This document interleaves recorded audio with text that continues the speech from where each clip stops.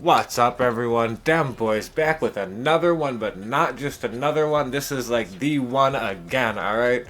Not since custom trips with X Drag Trail have I been able to give y'all something this impactful. This has changed everything for me offensively. This has actually taken me out of split close to a point. You know what I mean? I'll sprinkle it all in, but currently the offense I'm running is really this I-form tight. Very rarely, if at all, am I coming out of that. You're gonna have to force me out of it. Kicking, dragging, and screaming. It ain't gonna be easy. Alright, guys, so I talked to you guys a little bit. I released a video saying this strong stretch is the best stretch within the Patriots playbook, and it is. So, what we're going to do now is we're going to take this I-form tight, and we are going to create an unbalanced single back line. Okay, so what I do, I run 3 tight ends, and I have at the fullback spot, I actually have Kittle. Okay, I don't care who you do what, where. Kittle's the best run blocking fullback, and I just have him to like 90 overall, guys. I don't even have the well, I sold the Redux, too much money. I pulled it, but sold it. So if we take the tight end, we move him out. Now what I'm doing too is I'm fake hot routing receivers. You know, obviously in practice mode you don't get the motions out of the quarterback, but I want those motions out of the quarterback because part of this is keeping them off balance as to whether it is a run or a pass. They're never going to have a tell, and they're never going to be able to get a true beat on it. They can only guess and maybe get lucky. That's it, guys. That's it. So I'm going to show you this against a cover 4. I do like to go ahead and ID out there. Whether it makes a difference or not, I don't know. Everyone kind of has a different opinion. Usually, I think the thought is, it seems like it does, and that's my thought. But we're going to take it, and again, guys, precision modifier to go slower, let the blocking set up, and then explode. So again, right there, your left trigger, that's your precision modifier, guys. I've talked to you guys a lot about that. Every time I take a handoff, I am holding that down. That's going to allow your blocking to get set. Like, if you get instant shedded, you're going to get hit anyways, right? So what does it matter? What are you blasting turbo to try to get away from the instant shed? You're likely just going down anyways, right? So you might as well take your time, pick the correct hole, and allow the blocking to set the way it's naturally supposed to, guys. So again, I'm holding precision modifier. See, that allowed 82 to get that angle, to get that block. If I turbo around that edge, 82 can't get the angle, can't get the block. I get hit 3 yards into the run. That's a problem, guys. So this is how pros run the ball. This is what we're using here. This precision modifier, that's what you need. And then also you can just get icky with people in the open field with it. I mean, it's disgusting. So again, we allowed the blocks to set. You can see just how effective this play is. I mean, I'm just every play carving them up, right? So that's really it, guys. Again, make sure that you're fake hot routing stuff when you're moving it. Just to throw people off. Now I'm going to show you the passing play that I utilize, because this is a 1-2 punch. I do have a passing play within here. That's it though. This scheme is really 2 plays. Sometimes I'll run the stretch without the motion. Typically I do the motion. Then I'll run this pass play, and that's really about it, guys. So we can do this out of any pass play as long as the fullback is not blocking. The reason I say that is if the fullback is on a blocking route, we need to motion him, right, to create that same unbalanced line. Well, you'd have to hot route him to some type of a route, motion him, and then re-hot route him to the route you want. So it's just much easier to go ahead and pick like this PA-FB slide is kind of what I've settled on. Doesn't matter. I really like doing this when people have come out in the cover 1 now because they're just real fed up with it. But it'll work against anything. Now, guys, I'm not going to sit here and show you this against every shell because typically when you've been battering somebody with that stretch play, they're not in a typical shell. All right, they're set up in some type of run defense, whether they've blitzed out their linebackers and put a hard flat in. Whatever's going on, very, very unlikely it's going to be a normal zone shell. But, with man, there's just but so much people are going to adjust. So I think this is a good way to show it. So we're going to take the tight end. We're going to take RB there, tight end, remember, not fullback. We're going to put him on a hitch, right trigger. I'm going to block Y. I'm going to take A, and we're going to put him on a drag. We're going to take B, we're going to put him on a slant, and we're going to take X and put him on a go. You would be surprised how often that go gets open. Like, people will guess run, I have a video of that, or cover 2, and they're playing the guy that's supposed to be in the deep middle, and they cheat down on the run. Against man, you're really putting them in a serious bind with do I jump A right away, which then leaves you out of position for B. When you can hit B coming in behind it, I'll usually A catch that or even low point it, just so the user doesn't fly back across and jump me.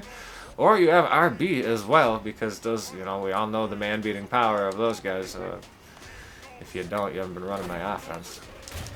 And again, I low point that. That's when I do that. I low point and A catch that. So again, we're going to go ahead and slide our third tight end, RB, out, put him on a hitch, take A, put him on a drag, block Y, take X, put him on a go, B goes on a slant. Doesn't matter where you do this on the field. You can be anywhere. Because of the route combo, the slant's not going to stop on you. You can see obviously A, B, you know, completely smoking his guy. So obviously, you know, drags, hitches, and slants are excellent man beaters. So we just go ahead and throw 3 man beaters on it because it's likely to see man as a defense goes. And then also, you know, those are great zone beaters when used together. Very, very difficult to guard. So guys, I'm telling you, go ahead and master those 2 plays. And just stomp fools out with no real risk, guys. So let's talk quickly about why the running game is the meta this year, and why it is so incredibly overpowered. So if you're playing against a great player and it's a close battle, you might end up having 1 block shed be the difference in that game. You know, they get some crazy instant block shed with their God Squad, you know, Lawrence Taylor decked up, just boom, shucks your tackle, bam, and puts you in a 2nd and 22. That right there, that stalled series, can oftentimes be the death of you in a game against another elite player or an evenly matched opponent. Doesn't care what your skill gap or level is. If you're in an even game, those little things will pull it one way or another, right? That errant pass, right? That one errant pass. Maybe it gets picked. Maybe it puts you behind the down and distance again. Now they're really sending a glitch blitz at you, something like that. Or just plain sound defense of any kind. You can't convert the 3rd and long now, right?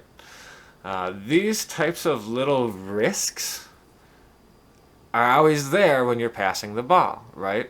My last game, in my last playoff game here I just played, I went 9 for 10. So you can tell I wasn't passing much, which is a real weird departure for me.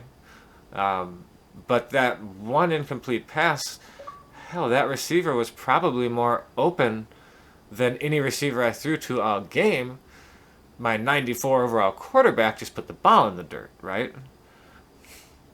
Well, if you can average roughly the same amount of yards per play on a run as you do on those passes, yet you mitigate all that risk, that's why, guys. So go back and watch the last video I just watched as far as analyzing your numbers goes, and you'll see, right, I'm showing you guys a few run plays where I'm averaging 8 or better a pop on a run play with very little risk. The only risk is that I fumble, which is a risk on a pass play as well. Less with our offense because we A-catch dang near everything, but the risk is still there. So guys, it's all about mitigating risk to give yourself the best chance to win. And that's why this scheme, as simply this right here, if you watched this video and used this as your entire offense, you would be able to dominate most opponents. Like, comment, subscribe. I got a lot of in-game footage here, a lot, so really enjoy that. Dig in. I really wanted to show and practice just how disgusting this is. Like, comment, subscribe. Man, this was another one. I'm telling you, run it. It's like this as the defense breaks down later in the game, but this guy's setting the tone early, running through all types of tackles and put the defense back on its heels. So from the 39 now, they'll come up on a 1st and 10. Right there, 54, right there, 54 Mike. Check, check, check, check, check, check, check. Mike 54, Mike 54. Here's Cunningham. Open man is Michael Irvin. Where's primary guy was going to be. and he ended up going to a secondary target for a nice game. I was just going to ask you, that wasn't the primary target. He's so good at that, isn't he? I think he knew right away that he wasn't going to get to his primary guy. I think he read that as soon as he got to the line of scrimmage, knew where the pressure was going to come from, and said, I know how to beat that, and that's what he did. To throw on second down, Cunningham. He's going to fire one deep over. Man, it's caught at the... Nothing opening up really on the running play. Give him maybe a yard, and it'll be second down. Typically, we think it's the strong safeties that are better tacklers, especially closer to the line of scrimmage amidst traffic. But in this case, how about the free safety coming up and making the big-time play?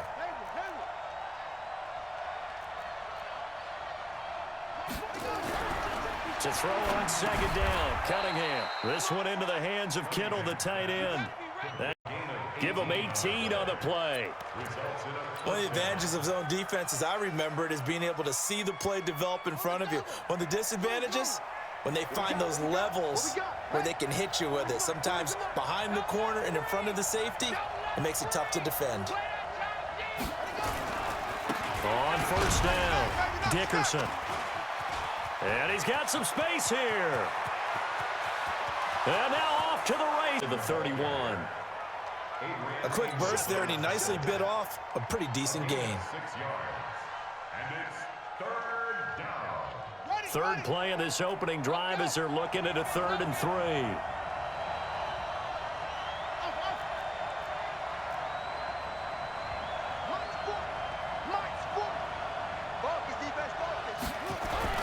Now Cunningham. He's got his man, T.J. Hockenson. For the loss to start out, here's 2nd and 11.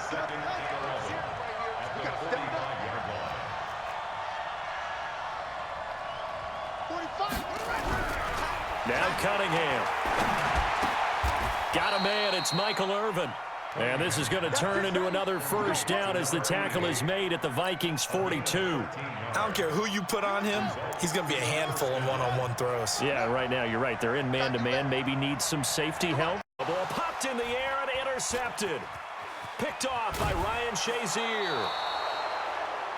Brandon, this is a veteran quarterback back there. He should know better than to make a throw like this. This is definitely not his best ball, and I think he knew this was trouble the second it was leaving his hand. They'll run on first down. Dickerson. And he'll take it into the end zone for a touchdown to the 36. One thing to keep in mind, partner, especially in the second half, when you've got a running back of this size, of these dimensions, I can just tell you, attrition does set in for a defense because you're excited about hitting him in the first half, maybe not so much in the second half, and some of these shorter gains turn into bigger runs later. On second down now, Dickerson. He's got the first down and more past midfield. Oh, he's how would you say it? Consistently, right? You don't need the big shots downfield, but make sure the clock continues to run. Pile up the first downs. And the goal, end the game with your quarterback kneeling down at the end, and you still have the lead. Under.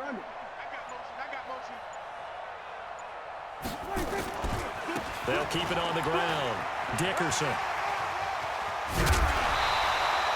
That one, a gain of 20 and a first down. To my eyes, to see. They'll take over first down and 10 at their own 26-yard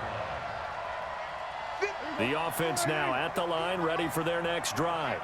And last time this unit was out here, costly turnover, and then that turned into 6 points. They've got to make amends. And how many times have we sat in meetings? He's got the lane, and there he goes. The 20. Touchdown. Flush to his right. This will be caught inside the 10.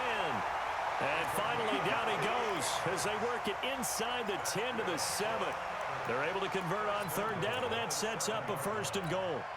1st and goal, and a chance to get that initial touchdown right back. They'll try the left side. Dickerson, and he will take this one in. Behemoth starting to create space for you up front. He did a pretty good job of just following those guys through there for a nice explosive run. 4 yards the pickup, first down.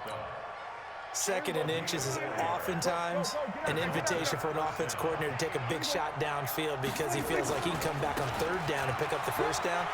But sometimes you just don't want to break tendency. Stay with what you are, stay with who you know, and go get the first down. That's exactly what they did. And he takes it.